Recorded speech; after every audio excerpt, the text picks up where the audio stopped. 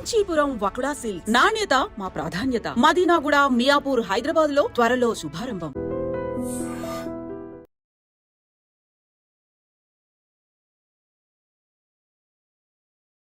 మళ్ళీ భగవంతుడు నన్ను ట్రాక్లో పెట్టారు, నేను వెళ్తున్నాను, నా బండి నడుస్తుంది, ఓకే.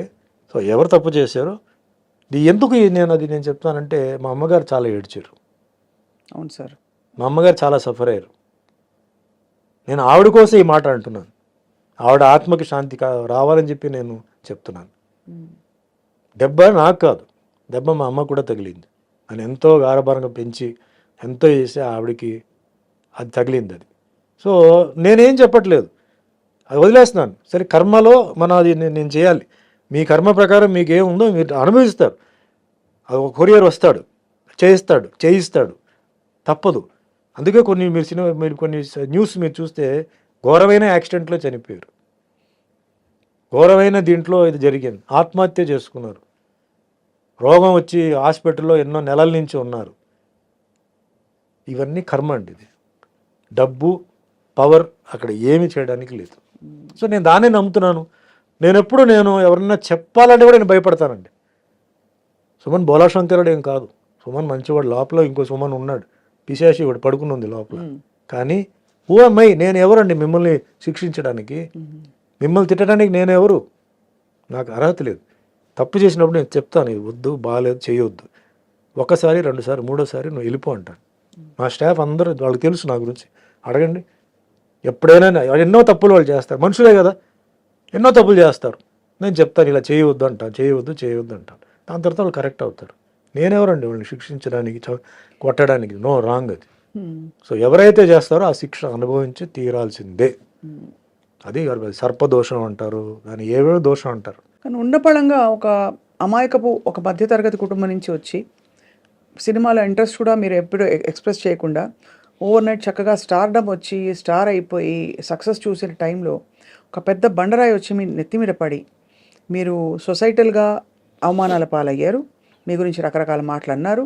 ఇంట్లో కుటుంబంలో ఇబ్బంది, అమ్మగారికి ఆవిడని చూడలేక మీకు మళ్ళీ ఇబ్బంది. ఎవరితో చెప్పాలి, సంజాయిషి చెప్పాలా, జనానికి చెప్పాలా, ఇవన్నీ ఉంటాయి కదా సార్. ఎలా హ్యాండిల్ చేసుకున్నారు మీరు అలా? భగవంతుడు నమ్ముకున్నాను. My conscience was clear. నేను జైల్లో ఉన్నప్పుడు కూడా మై కాన్షియన్స్ వాజ్ క్లియర్. ఏం జరుగుతుందో అది జరుగుతాయి. Who were your friends sir at that time? మీరు జైల్లో ఉన్నప్పుడు ఎవరు లేరండి. నన్ను డైలీ ఒక సెల్ మార్చేవారు, ఎందుకంటే ఫ్రెండ్షిప్ అవుతుందని చెప్పేసి మార్చేవారు. ఒకే సెల్లో డైలీ పెట్టరు. మొత్తం క్లోజ్ ప్రిజన్ ఉండేది, అక్కడ పెట్టేవారు. క్లోజ్ ప్రిజన్లో చాలామంది పెద్ద పెద్ద మర్డరర్స్ ఉండేవారు. అప్పుడు ఆటో శంకర్ని ఒకటి చాలా ఫేమస్, 7 మంది పెళ్ళాలని గోడలనే ప్లాస్టర్ చేసాడు, కింద సమాధి చేసాడు. వాళ్ళతో పాటు పెట్టారు సార్ మీరు? అంటే ఆ సెల్లో ఆ వార్డులో ఉన్నాడు. అతను పేరు మర్చిపోయాను. అతను 12 మంది ఫ్యామిలీ మెంబర్స్ని చంపేశాడు. వాడికి ఉరి వేశారు. అంటే క్లోజ్ ప్రిజన్ అది. క్లోజ్ ప్రిజన్ నుంచి మళ్ళీ నేను బయటకు, అప్పుడు మన కరుణానిధి గారు పొలిటికల్ ప్రిజనర్గా వస్తే, సుమన్ ఎందుకు అక్కడ పెట్టారు, అతను మామూలు గుండాజ్ యాక్ట్ కదా, బయట తీయండి అని చెప్పి అప్పుడు నన్ను బయట తీసుకొచ్చేసి మామూలుగా డైలీ ఒక్కో సెల్లో మార్చారు. అంటే ఒక్కో సెల్లో 3 ఉంటారు, 5 మంది ఉంటారు, 7 మంది ఉంటారండి ఒక్కో సెల్ని బట్టి. సో ఉంటే ఫ్రెండ్లీ అయిపోతాను, నేను ఏదైనా చేస్తానో లేకపోతే వాళ్ళు ఏదైనా నాకు చేస్తారేమో అని చెప్పి వాళ్ళు ఒక్కో నైటే నన్ను బాగా చూసుకున్నారు సార్. కనీసం బ్రహ్మాండంగా చూసుకున్నారండి. ప్రాపర్ ఫుడ్, ఫెంటాస్టిక్ ఫుడ్ అండి. నాకు అసలు ఇది లేదు. అసలు మిగతా ఖైదీలు కూడా నన్ను బ్రహ్మాండంగా చూసుకున్నారు. నన్ను ఎక్కడ ఒక్క సెకండ్ కూడా నా మైండ్ ఎక్కడన్నా ఇదవ్వకుండా బ్రహ్మాండంగా చూసుకున్నారు అనమాట. సో వాళ్ళ కథలు అన్నీ వినేటప్పుడు అంతా చాలా ఇంట్రెస్టింగ్గా అయినాయి. జైల్లో చేసిన ప్రతి ఒక్కరూ అంటే తప్పు చేసిన వాళ్ళు కాదండి. చాలామంది అనవసరంగా లోపలికి వచ్చిన వాళ్ళు ఉన్నారు, కొన్ని పరిస్థితి వల్ల తప్పు చేసిన వాళ్ళు ఉన్నారు, కొన్ని మర్డరర్స్ ఉన్నారు. మర్డరర్స్తో కూడా నక్సలైట్స్ కూడా ఉన్నారు. నా వార్డుకి పక్కనే వెల్లూరు నుంచి 3 నక్సలైట్స్ ఉండేవారు. వాళ్ళు అంటే వాళ్ళది ఎట్లా ఉంటుందంటే డైరెక్ట్ యాక్సెస్ ఉండదు. బట్ వాళ్ళ నుంచి మాట్లాడుతుంటే మన యువతల సైడ్ వాళ్ళ నుంచి మనం మాట్లాడవచ్చు. అప్పుడు సుమన్తో మాట్లాడాలని చెప్తే పిలిస్తే వెళ్తే ఫుడ్ ఎలా ఉంది, మీకు దాల్ అదంతా ఎలా ఉంది అంటే బాగానే ఉంది. అంటే బాగానే ఉందంటే ఎట్లా అంటే, లేదు బాగానే అలా కాదు, దాల్ తిప్పేసి చేతులతో ఫింగర్తో తిప్పేసి కొంచెం దాల్ ఇలా అంటే ఫింగర్లో తీసి వాల్లో ఇలా వేయి, అది జారుతుందా అలా అంటుకుంటుందా చెప్పు నాకు అన్నాడు. అంటే నెక్స్ట్ డే వస్తే అలా చేశాను అలా నుంచుందండి, జారలేదంటే ఇలాగే ఉండాలి డాల్, మీకు దాల్ జారకూడదు, జారిందంటే నీళ్లు కలిపినట్టు దాంట్లో అని అట్లా అని వాళ్ళతో కూడా కొన్ని విషయాలు. ఎంత ఇంట్రెస్టింగ్ సార్ అది, అంత ఇది ఉండదు. అంటే మీకు ఖైదీలకి ఇల్ ట్రీట్మెంట్ జరగకూడదండి, వాళ్ళకి ఇంత ప్రోటీన్ కార్బోహైడ్రేట్ ఇదంతా ఉంది, లెక్క ఉంది, అది కరెక్ట్గా ఉండాలి. ఫుడ్లో కనుక తేడా వస్తే you can complaint, basic human rights violation. Yes, you cannot be ill treated inside.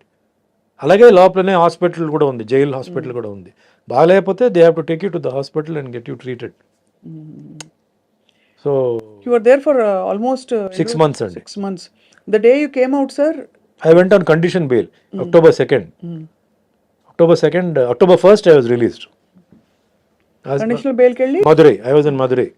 మధురైలో ఒక 4 months 5 months ఉన్నాను. దాని తర్వాత I brought to Chengalpet, border of Tamil Nadu city. అక్కడి నుంచి షూటింగ్ మొదలైంది.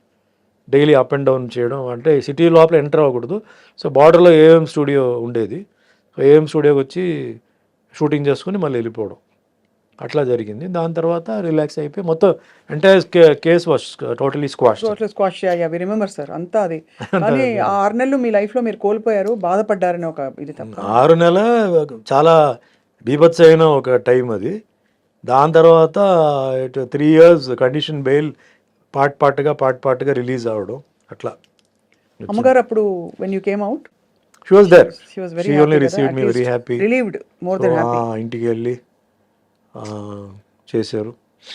జైలు నుంచి నేను బయటకు వచ్చినప్పుడు సుమలత వాళ్ళ ఫ్యామిలీ, వాళ్ళ మదర్ సిస్టర్ వచ్చి నన్ను జైలు దగ్గర రిసీవ్ చేశారు. మా ఇంటికి వచ్చాను, ఇంట్లో సుమలత గారు ఆవిడ మదర్ వచ్చి నన్ను కలిసి వెళ్ళారు. Next day morning Mohan Babu గారు వచ్చారు, ఒక దండ. అందుకే నాకు మోహన్ బాబు గారు అంటే అందరూ ఆయన కోపిస్టు, అది అని చెప్పి ఏం చెప్పినా అంటే ఆయన character okay, golden heart. But ఆ ఒక్క విషయానికి నేను పాదాభివందనాలు చేస్తున్నాను. గేట్ దగ్గర వచ్చి నుంచున్నాడు. నేను ఎవరిని కలవడానికి ఇష్టం లేదని మా అమ్మగారు చెప్పారు, లేదు మోహన్ బాబు వచ్చున్నారు లోపల పిలువ అంటే, సరే గేట్ తీయని వచ్చి నాకు పూలదండ వేసి షిరిడి సాయిబాబా ఆశీర్వాదాలతో, మళ్ళీ నువ్వు సినిమా ఇండస్ట్రీలో రావాలి సుమన్, మళ్ళీ నువ్వు వస్తావు, బాబా బ్లెస్సింగ్స్ ఉంది, డెఫినెట్గా నువ్వు వస్తావు, నువ్వు ఏం భయపడొద్దు, నీ సీట్ నీకే వస్తుంది చెప్పి అంటే ఒక ధైర్యం చెప్పేసి పాప వెళ్ళాడు. ఎందుకు రావాలి ఆ మనిషి, బట్ వచ్చారు పాప ఆయన. సో అందుకే నాకు ఆయన నా గురించి తిట్టినా తిట్టకపోయినా ఏం చేసినా మనిషి అనే క్యారెక్టర్, అలాంటి క్యారెక్టర్ అది. కొంచెం ఓపెన్గా మాట్లాడతాడు, రఫ్ అండ్ టఫ్గా మాట్లాడతాడు. ఆ ఒక్క విషయానికి నేను ఐ అప్రిషియేట్, నాకు ఐ నెవర్ ఫర్గెట్ దట్. అట్లా కొందరు సినిమా ఇండస్ట్రీలో చెప్పారు, ఓపెన్గా వచ్చిన వాళ్ళు ఫోన్ చేయడం అవన్నీ చాలామంది చేశారు. ఓపెన్గా వచ్చిందంటే మేల్లో మోహన్ బాబు గారు అండ్ ఫీమేల్స్లో సుమలత. అది మరుసటి రోజు వెంటనే మధురైకి వెళ్ళిపోయాను నేను. సో అట్లాగే పెళ్ళికి కూడా మోహన్ బాబు గారు ఆయన మార్నింగ్ 5:15 or 5:30 పెళ్లి మండపానికి వచ్చి 2 చందనం గార్లెండ్స్ ఉన్నాయి, అది తీసుకొచ్చేసి ఇచ్చి, ఇది 2 మీ మెడలో ఉండాలి, నాకు ఫోటో పంపాలి, నాకు లాస్ట్ దాకా తీయకూడదు, నేను ప్రచారానికి వెళ్తాను అని చెప్పేసి పాపం ఇచ్చి రాణిమేమే హాల్లో చెప్పేసి ఇచ్చి వెళ్ళారు అనమాట. సో ఆ మనిషిలో 2 ఇప్పుడు నేను ఎవరో అంటే పెద్ద ఇదేం కాదు, బట్ ఒక ఫ్రెండ్లీగా వచ్చారు కదా, అఫెక్షన్తో వచ్చారు. That's great. అందుకే ఆయన గురించి ఎవరైనా ఏం చెప్పినా కూడా పూర్తిగా వింటాను, ఎందుకంటే ఆయన షార్ట్ టెంపర్డ్, బట్ ఆయన ఆర్గ్యుమెంట్కి ఒక పాయింట్ ఉంటుంది. అనవసరంగా ఆయన చేయడు, ఆయన అనవసరంగా గెలకూడదు, గెలికారంటే అయిపోతారు వాళ్ళు. సో మా అబ్జర్వ్ చేస్తాం. అందుకే నాకు ఆయన అంటే సెపరేట్ రెస్పెక్ట్. కష్టాల్లో ఉన్నప్పుడు ఎవరైతే మనం గుర్తించారో, ఎవరైతే చేశారో వాళ్ళని మనం లైఫ్ లాంగ్ మర్చిపోకూడదు, ఇప్పటికీ గుర్తుంచుకోవాలి కదా సార్. అదే మిగతా ఎంత పడ్డారు సార్ ఒక జీవితంలో, ఎన్ని ట్విస్ట్లు టర్న్స్ అన్ని. ట్విస్ట్ టర్న్ భయంకరమైన. సో మీరు అరేంజ్ మ్యారేజ్ కదా సార్? అరేంజ్ డివి నరసరాజు గారి నైబర్స్ అండి చెన్నైలో. సో నేను బెయిల్ టైం అయిపోయింది, ఇంకా కొంచెం నడుస్తుంది. అప్పుడు నరసరాజు గారు డాటర్ కవిత గారు వచ్చి, సినిమా చేస్తున్నాను, నాకు డేట్స్ కావాలి, చేయాలి నాకు అంటే కొంచెం ఆవిడకి రిలీజ్ అవుతుందనే విషయం కొంచెం తెలిసింది ఆవిడకి, ఏదో సమ్ సర్కిల్ ద్వారా. సరే ముందు నేను రిలీజ్ అవ్వాలి కదండి, అయిన తర్వాత చూద్దామని చెప్పి, తర్వాత 2-3 months తర్వాత రిలీజ్ అయింది. దాని తర్వాత చేద్దామని చెప్తే ఫైనల్గా ఆవిడ సినిమా తీలా, కుదరలా. డైరెక్టర్స్ ఈ సినిమా వచ్చింది ఇప్పుడు మధ్యలో, పెళ్లి సినిమా, రియల్ లైఫ్ పెళ్లి సందడి సినిమా ఇది వచ్చింది. సో అట్లా లైఫ్ అట్లా జాయిన్ అయిపోయి, సో నరసరాజు గారు ఒక గొప్ప రైటర్. సో ఆయన ఆశీర్వాదాలు, ఆయన కొన్ని ఒపీనియన్స్, అడ్వైస్ అది కూడా నాకు తర్వాత హెల్ప్ అయింది. ఏదో మనం యాక్టర్ అయిపోయాము మాకు అన్నీ తెలుసు అని కాకుండా, ఎందుకంటే ఆయన ఎన్టీఆర్ గారి గురించి, నాగేశ్వరరావు గారి గురించి, కృష్ణ గారి గురించి, కృష్ణరాజు గురించి సోహన్ చెప్పేవారు. సో ఒక్కొక్కరు వాళ్ళ క్యారెక్టర్స్ ఏంటి, హౌ దే సస్టైన్ ఇండస్ట్రీలో. అండ్ మోస్ట్ అసలు రఫ్ అండ్ టఫ్ డిసిప్లిన్ అంటే రామారావు గారు. యాక్టర్, ప్రొడ్యూసర్, డైరెక్టర్, మళ్ళీ ఒక ఇమేజ్, ఇది variety of characters, dialogue delivery, punch కించ్ అన్నీ నాకు ఇన్ఫర్మేషన్ అంతా జెన్యున్ ఇన్ఫర్మేషన్ వచ్చింది ఆయన ద్వారానే. సో నాగేశ్వరరావు గారి గురించి.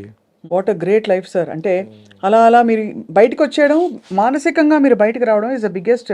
ఐ థింక్ మీ మార్షల్ ఆర్ట్స్ కూడా మీకు చాలా centering and martial arts meditation నేర్పించింది, ఇన్నర్ మెడిటేషన్. మార్షల్ ఆర్ట్సే నన్ను కాపాడింది. ఎందుకంటే జైలుకి వెళ్ళి బయటకు వచ్చిన వాళ్ళు రూపాలు మారిపోతాయి, మీకు డిప్రెషన్లో రూపాలు మారిపోతాయి, ఫిజిక్ మారిపోతాయి, అన్నీ ఉండదు అక్కడ. ఆ సిచ్యువేషన్లో తట్టుకొని, ఆ సిచ్యువేషన్లో ఉండి, అది హెల్ అండి అది.